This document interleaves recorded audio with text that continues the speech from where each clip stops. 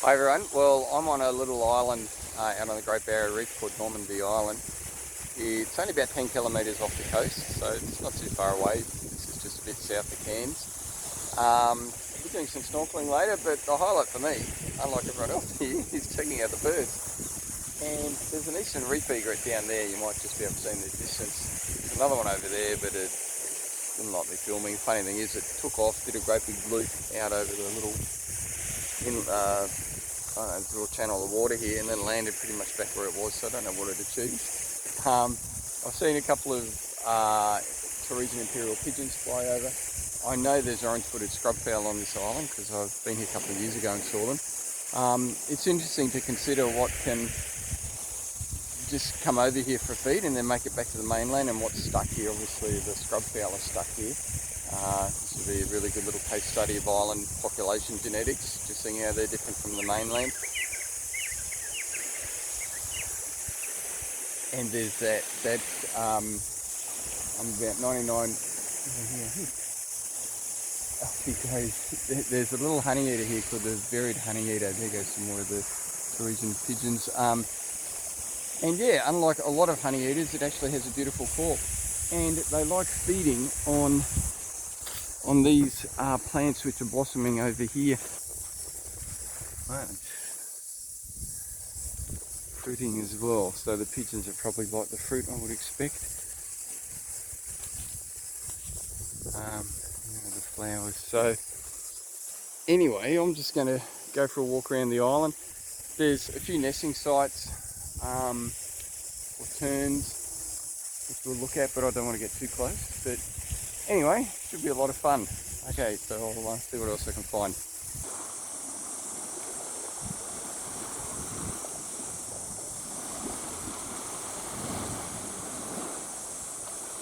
I love the hunting technique of the eastern reef egret behind me here. It's quite clever because he's basically waiting for what the ocean's going to bring to him. And so just with each wave coming in, and when he needs to have a good look, he cranes the neck right up a bit further, and then when he's ready to pounce, coils it back with the extra striking motion from the coiled energy in the neck. And it's all about maximising energy and minimising the energy expenditure. He's not putting a lot of energy into hunting, but pull out a very sudden move when he has to. But it's I've been watching him now for about 3-4 minutes and hasn't caught anything yet. So it obviously works, but I think it takes its time. Look at this. It's just really annoys me. I don't even know what this thing is, but I know it's not meant to be here. Oh dear, classic. Bloody curse. Anyway, just keep heading down this end, see what we can find.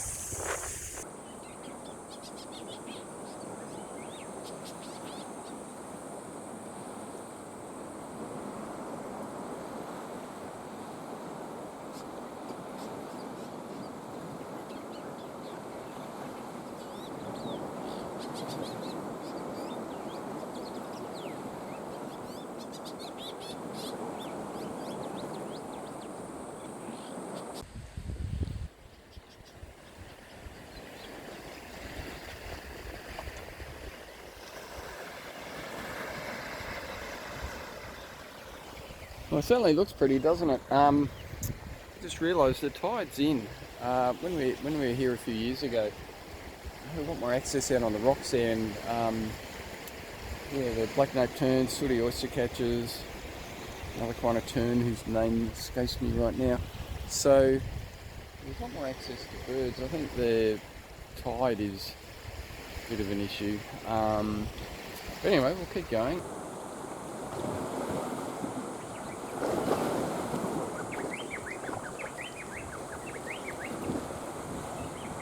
I'm actually getting the feeling these birds are following me. Two just flew up there, one's flown further down. And I would not put it past them to be so interested to actually this. Oh wow, 1, 2, 3. Wow, look at that.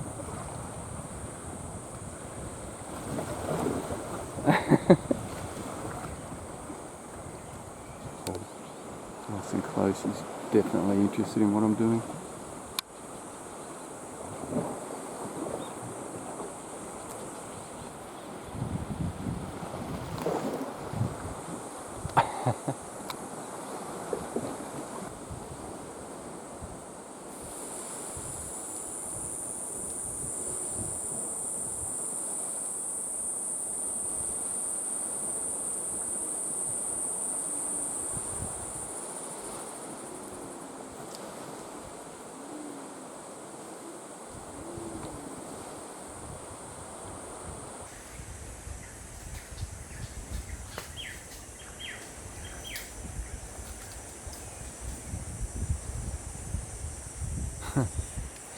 Okay, so there's a bit of argy-bargy going on there with the Torresian imperial pigeons under the canopy. It is so cool, and they're just under the canopy but at the top.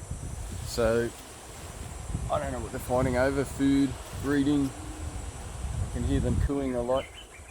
So much cooler here than it is just out there.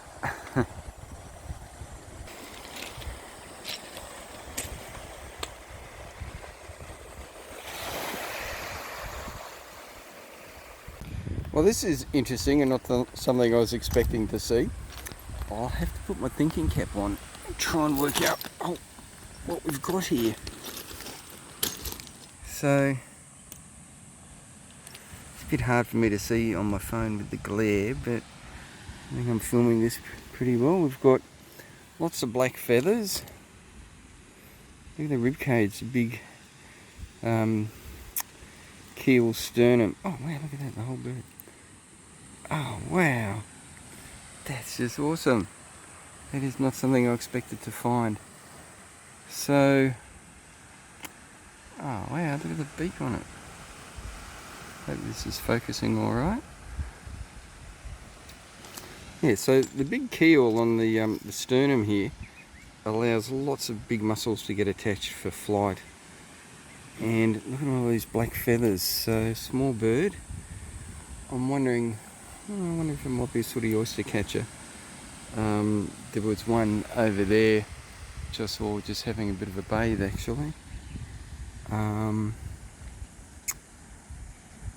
know. I'll have to think a bit harder. What's all black here this size? Terns are various shades of white. That's a very fine beak. I think that's not the beak of a sooty oyster catcher. I don't know, I'm going to have to do a bit of research on this, but the whole skeleton's all articulated there. That's just great. Oh, look at the feet, the webbed feet there. Oh, wow. Hope this is all focusing well. And the tailbone. So this is called a pygostyle. So all birds have all the vertebrae fused down in the tail. So when they're actually wiggling, if you see them wiggling their tail feathers, what they're actually doing is wiggling the lower half of their abdomen, you know, above the pelvis, and you know the pelvis area. They're not, and the the feathers that are attached, but they can't wiggle the tail itself, is what I'm saying. Man, that's awesome. Hope all of this is focusing okay. I'm going to have to dig around the book and just have a good look at that beak. Very long, sharp beak, isn't it? Lots of black feathers. Wow. That's something I expected to see. But it's funny, you know, like this is such a harsh environment. It's very glary, it's very hot.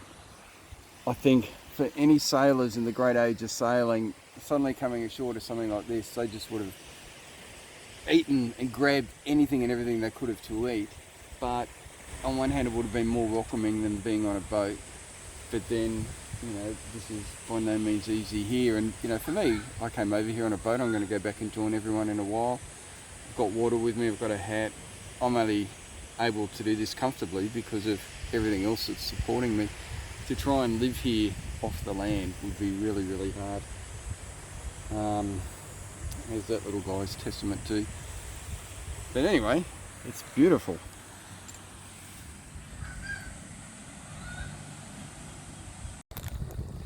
And you know, just thinking about what it would be like being a European sailor washed up here, you know, it just makes me think about the vast Indigenous knowledge. And I had someone tell me once that, you know, the bush, it's like a supermarket. You just got to know where everything is. And all of that knowledge, so much of it's just lost or suppressed. And no doubt there's a great Indigenous history on this island. I just don't know what it is, unfortunately.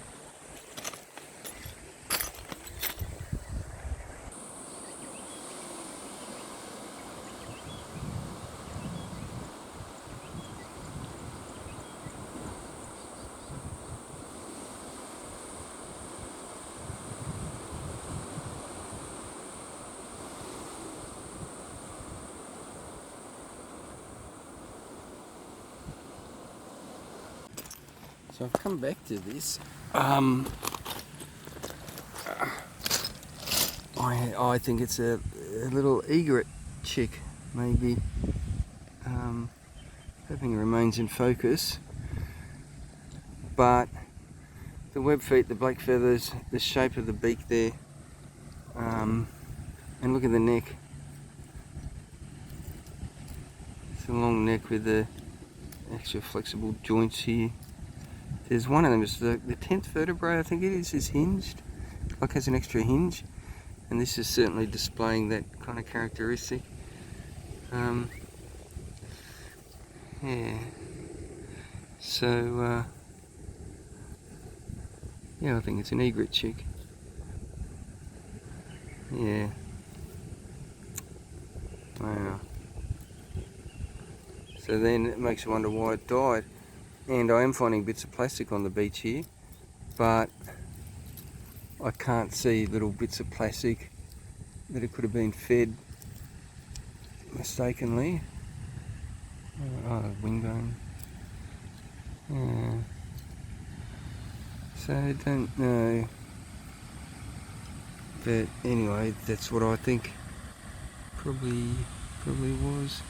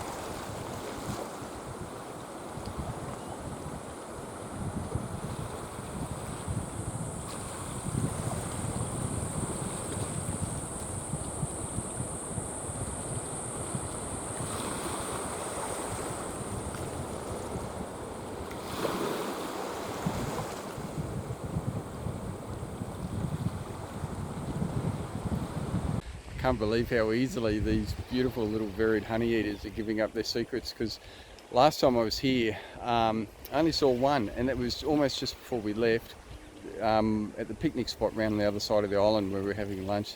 Someone from the tour put out a bit of watermelon and one came to have a feed. But here they've been following me up the coast, and they even were, I guess, calm enough or confident enough to have a little drink out of the hollow in the rock there. So that would be a spot that they would visit regularly, knowing that it just catches rainwater, and so they can go down there and get some fresh water. So that's really cool. Now that's a cuttlefish bone. Wow! Oh, it's heavy too. Bit of weight in there. It's amazing.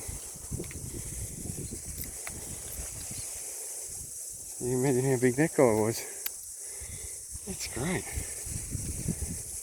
Yeah, a bit of weight. Probably missing a couple more inches off the top of it. Wow.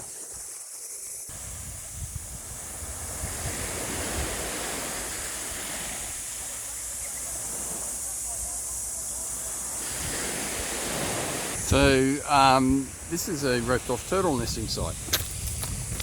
So this is really good that they know that this is the site. There's a imperial pigeon behind there. So yeah, everyone on the group that came out here with was told about this site. And clearly no one's gone up over in there, which is great. And they're not expected to hatch for a few weeks yet, but there's a possibility the timing could be out, and it could be some sooner rather than later. So, you know, it's a completely protected area.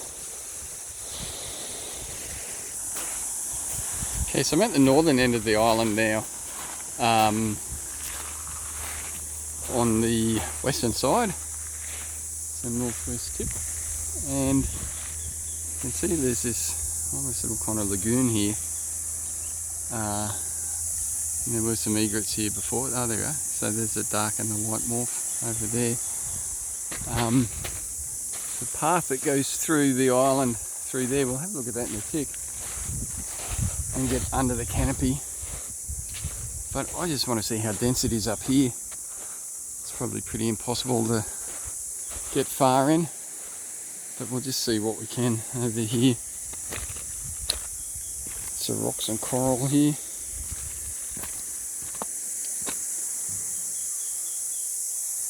Wow.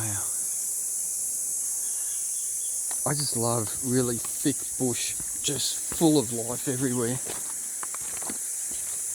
And you know, you get that in some subtropical areas, but you get it in spades in the tropics. And it's just wonderful.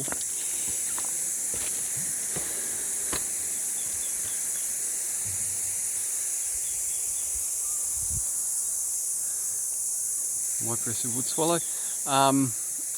They're hunting a lot of insects around here, which is good.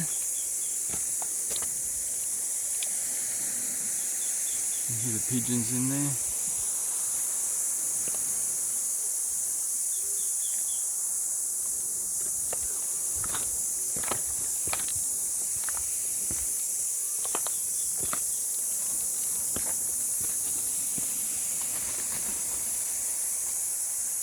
Huh. Well,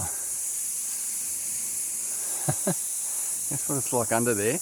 We'll go back over here to the path.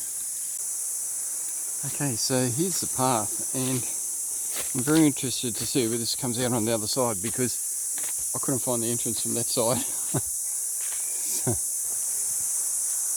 wow, it's so much cooler in here.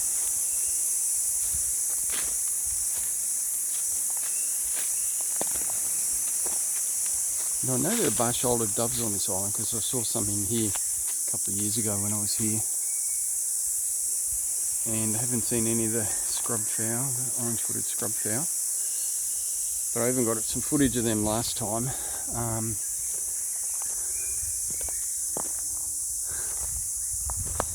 Wow, oh, it's even cooler up here. Bit of a breeze coming through.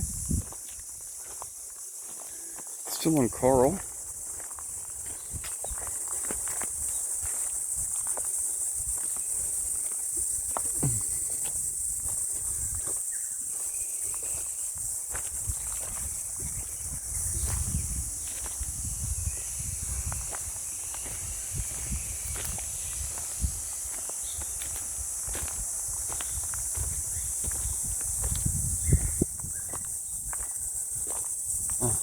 So, judging by that, I just didn't go far enough along. Lots of coral people are collecting and putting on the seats.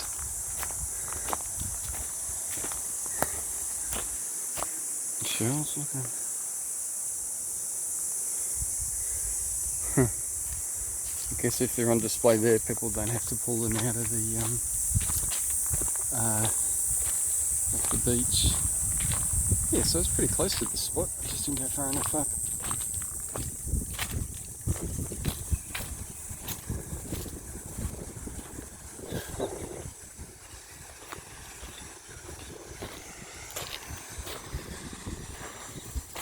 Yeah, I would have been just over that little ridge there.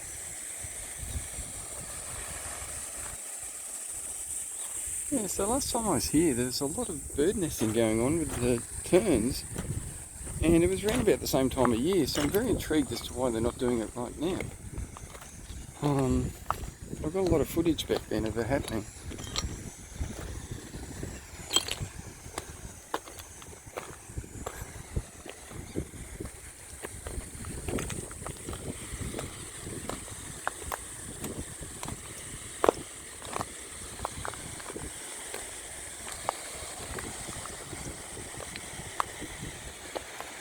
It's like a sort of oyster catcher.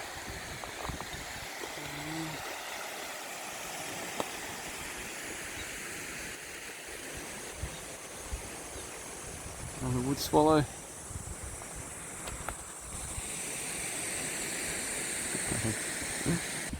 Okay everyone, well I hope you enjoyed that as much as I did.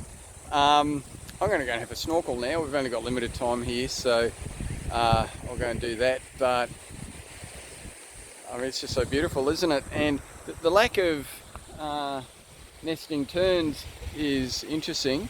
I'll have to check the dates I was here, but I was pretty sure it was this time of year, a few years ago, late December. So I wouldn't mind betting, because we've had so many good seasons, that maybe the nesting was early. That there's none here at all right now. I don't necessarily think that's a problem. But anyway, what a beautiful spot. So I hope you enjoyed that. Righto guys, listen to them calling over there. Okay, righto, well, see you everyone, bye.